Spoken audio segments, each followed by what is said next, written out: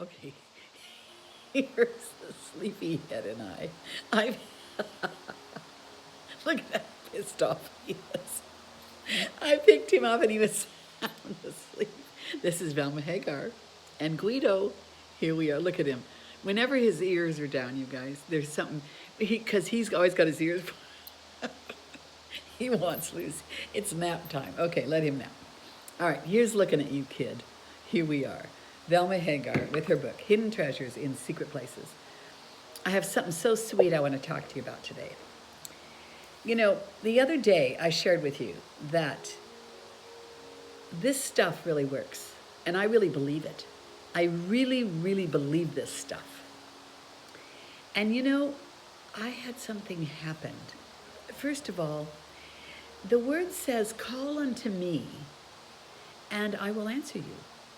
And call unto me, and I will deliver you from all your fears. I think that one's really, call unto me, and I will deliver you from all your fears. Do you know how rampant fears and anxiety are? The heck aren't you calling unto God? Anybody who's got any fears or concerns about things. Now, this is the simplicity that I want to get across to you. You know, I have this thing just recently that I'm doing because of my eyes, and I'm believing God with all my heart. If you abide in me, the word says, if you abide in me and I abide in you, ask whatever you will, and I will do whatsoever you ask. And so I'm really believing God for my eyes. And you guys are going to see it happen. You're going to see it, and then when you see it happen, you're going to believe it. Because I'm standing on this. I'm believing this with all my heart.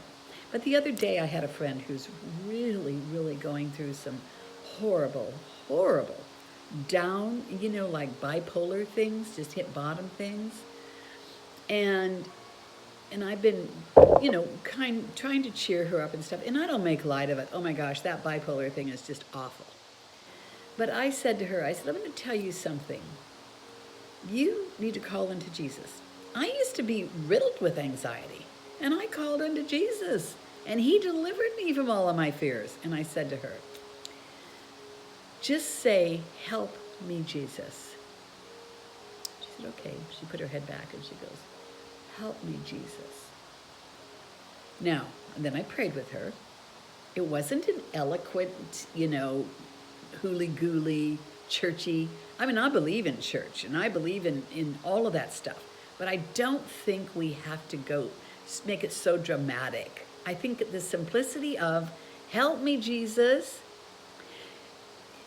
is all you need to do. Someone said to me the other day, as most of you know, I'm the chaplain for our Republican women here in our Coachella Valley. And as such, I pray before all of our meetings. I pray at all of our big parties. I pray for everything, right?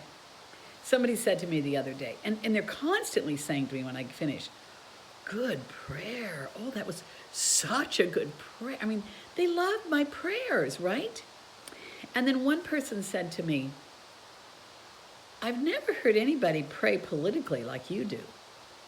And I came home and I thought about that. And I thought, well, you know, it's because I pray like I'm talking to God. I pray this gentle, no, I don't want to say gentle. That's not the right word. I pray a sincere, down to earth, like, hey, God. I don't do it like that. I do try to show reverence, but I don't get into some highfalutin prayer. It's not necessary. With all these eloquent words, I just do it like I'm simple. And so sometimes people find that kind of shocking. It's like, whoa, you know. But why are you praying any other way? I mean, God is just, he's not just like you and I, but we're made in his image. So why aren't we just talking to him like we talk to each other? With respect. Always enter the gates with thanksgiving and respect. But come to him as you would a daddy or a friend. That's what he says he is to us, a husband to the to the unmarried. So when I pray, people kind of find it shocking. But you know what? That's all you have to do. So I want to get back to this gal that I had say, help me, Jesus. That was all she said. Help me, Jesus. That was on Thanksgiving. Yesterday I go over there and she's actually doing laundry and I called, I said, she want me to bring you lunch? She said, I made myself a sandwich. Now you have to understand, this is someone who couldn't do anything. She was afraid of everything that moved. She's been sitting in a chair with the Hallmark Channel on because she can't stand to see anything that isn't perfectly, safe and gentle and. And I went, oh my gosh. And then today her daughter calls and tells me that she got in the car and went to get her something worked on her car. And I'm going, now, I hope they stop and say thank you to God. I said to her daughter, did she tell you she called out to Jesus? She said no. And the word says, weren't 10 healed? How come only one came back to say thank you?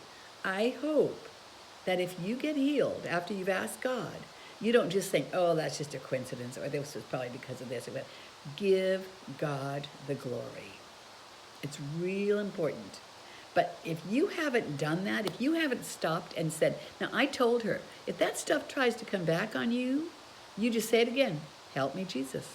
Whenever an earthquake is happening or something, I don't like earthquakes. If I had any fear left in me, it would probably be a little bit of the earthquake. I don't like them. I'm not going to act like I'm, a big brave. I'm not. That's one thing I really don't like. And, I think any kind of natural disasters are pretty scary. It isn't like, we're not human. But just for the moment that they're happening, I'm afraid. But not afterwards or not thinking about it, I'm not afraid.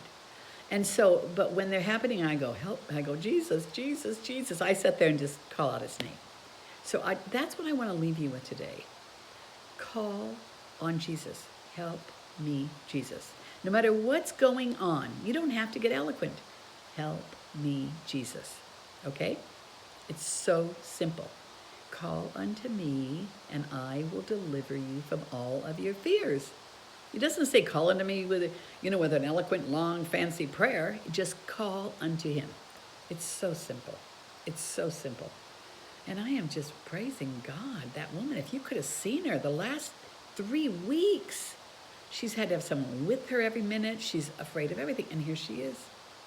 Goes out today and gets something done to her car. I was so happy.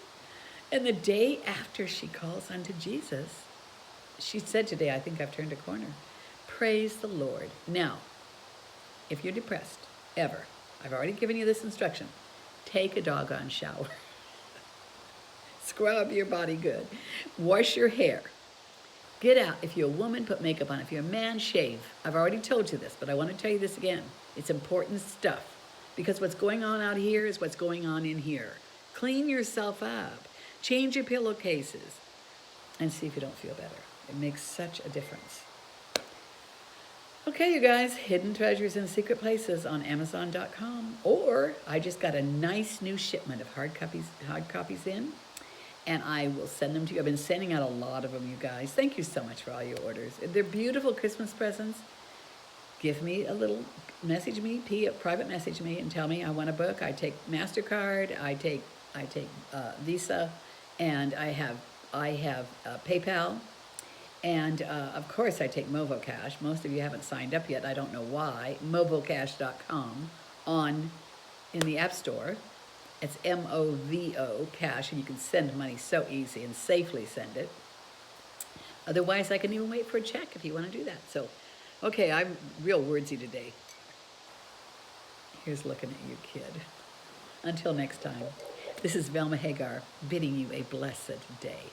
Bye.